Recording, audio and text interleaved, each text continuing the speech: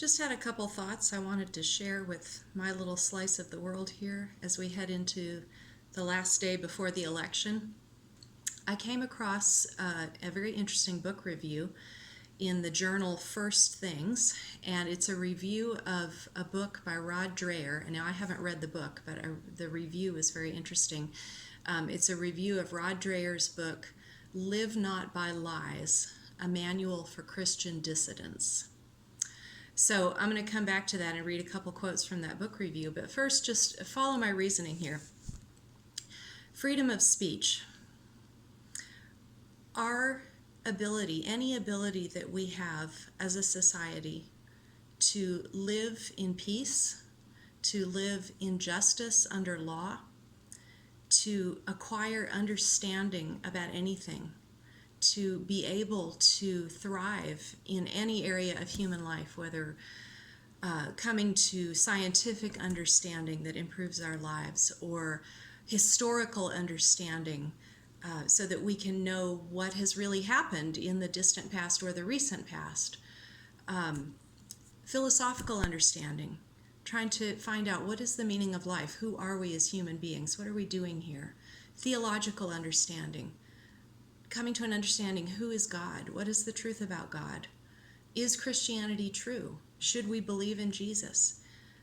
Any of these projects that we have that makes life worth living and that enables us to live with each other in peace, all of these are dependent on our ability to communicate with each other, on having the freedom to speak honestly, to explore ideas, to present arguments, to debate arguments, to evaluate differing positions, to evaluate positions that threaten our own positions and ask the question, am I wrong?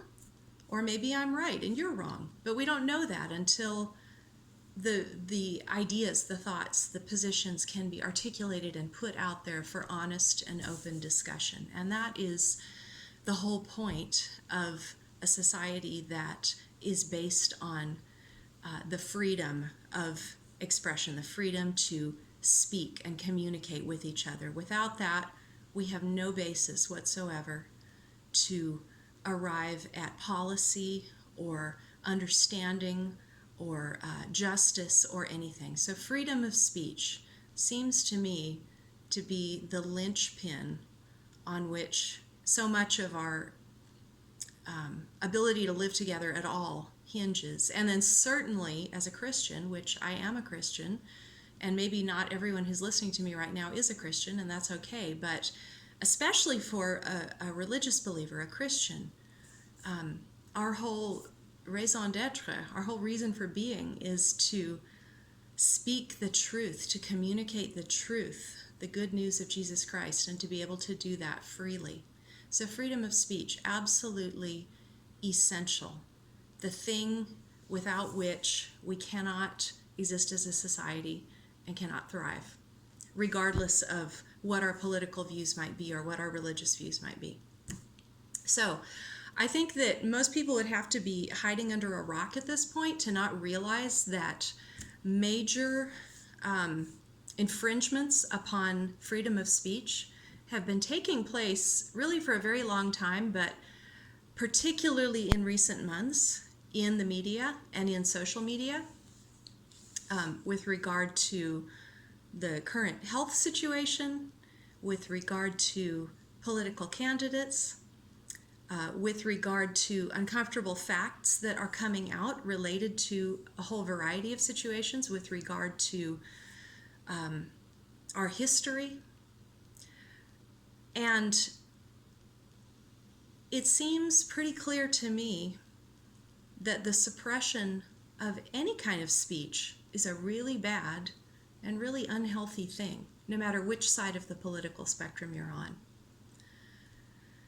Now ask yourself, as I am asking myself, which of the two political parties, if you will, factions, has aligned itself with a whole structure of communication, the media, social media, those two in particular, that have become ever more brazen and ever more overt in their suppression and censorship of evidence, of facts, about a variety of different things. My concern right now is not for the specific issues as such, although I do have pretty clear opinions on some of these things, but that's not what this is about. This is about the principle of what does it mean when one side of the political spectrum has aligned itself with a machine of mass communication, the mainstream media and social media, the large social media platforms, which, as I said, are ever more brazenly suppressing the speech of those who present dissenting opinions to a dominating narrative, whether it's about health and the best way to handle this virus that has plagued us this year, or whether it's about the doubtful international financial dealings of a potential president of the United States, or whether it's about anything on either side of the political spectrum. When that kind of overt censorship and oppression, suppression of information is so in your face and so obvious, that's a huge, huge warning sign. The political party that is aligned with a media machine that will do this to us, what does that say about how committed that party is to the thing that makes a thriving and healthy human society possible, namely the ability to communicate clearly and freely with each other without fear of cancellation, without fear of public shaming for voicing an opinion that is not the approved opinion, without fear of having your account taken down off of Twitter, or having your YouTube channel ended, or losing your Facebook page, or having your being deboosted or deplatformed or shadow banned or whatever it may be. So in 2016, I did not vote for Donald Trump. In 2020, I am absolutely going to vote for Donald Trump. And there's a lot of reasons for that that go far beyond just the issue of free speech and censorship. But that was the one that I really want to communicate, because I feel like even if whoever's listening to me right now doesn't agree with the policy positions that I would be likely to take, I feel like as rational human beings, we all have to agree that we've got to be able to talk to each other, to speak freely, to argue rationally, to debate without fear of cancellation and suppression and censorship. And if you have not been aware of the level of suppression and censorship that is going on, let me just encourage you to Google Glenn Greenwald, who just within the last several days resigned from a fairly left-leaning news source, The Intercept, which he co-founded. But because of his criticism of the Democratic presidential candidate, he was essentially forced to resign from the very news organization that he himself had helped to found. And so even, on both sides of the political spectrum, this threat of abridgment of free speech is a very, very dangerous thing that the Democratic Party seems to be very comfortable with promoting and endorsing. And for that reason, as well as a number of other reasons, I have to, for the sake of conscience, I can't vote for that party. I have to vote for Donald Trump, for the party that has taken a position in favor of freedom of speech. And then with that comes other things that I think most of us value very, very highly, such as free exercise of religion, which goes hand in hand with free speech. And so just to end this video, if you've made it this far with listening to my thoughts, I just wanted to read a couple quotations from this book review. Again, this was a review of a book by Rod Dreher. The title of the book is Live Not by Lies, which to me is very telling. That's a very poignant and powerful phrase, because that's what we're talking about. In order for us to live as human beings, regardless of our religious beliefs, regardless of our political affiliations, don't we want to be communicating truthfully and with integrity and not living by lies? So Live Not by Lies, a manual for Christian dissidents.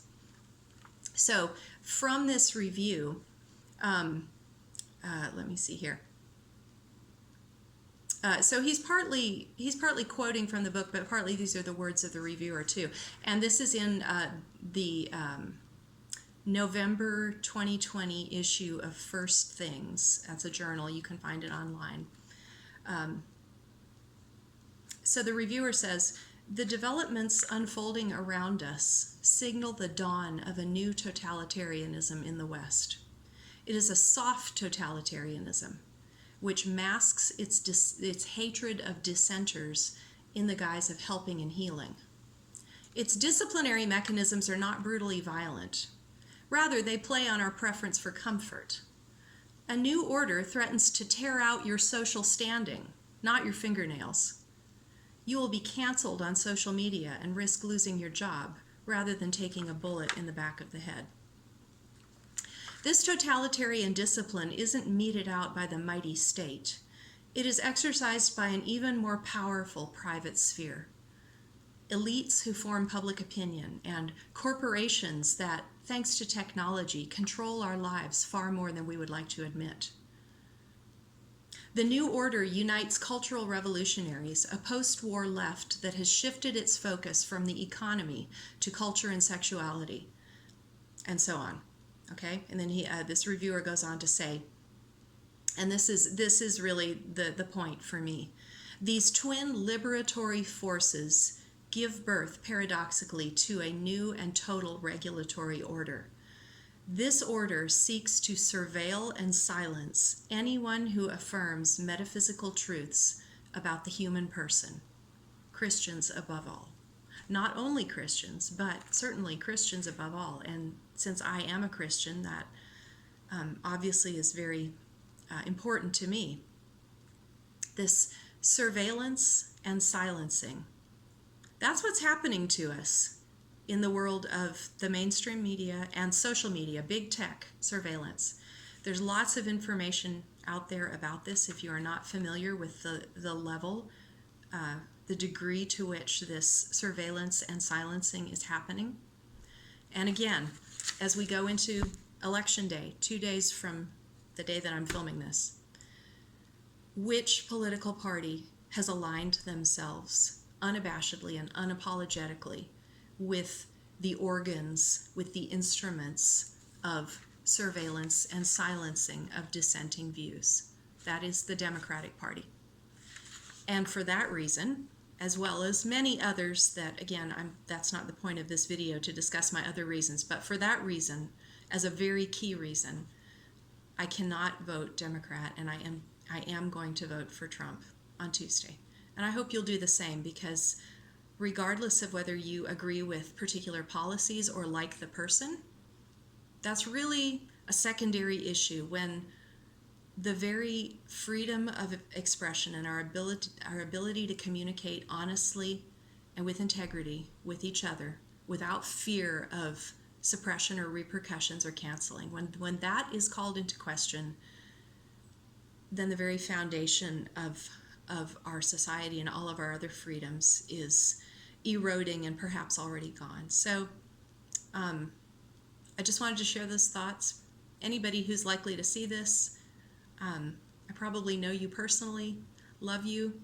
I miss all my former students and colleagues, all my other acquaintances and friends from previous working environments or the internet. So just think about it, okay? All right, talk to you later.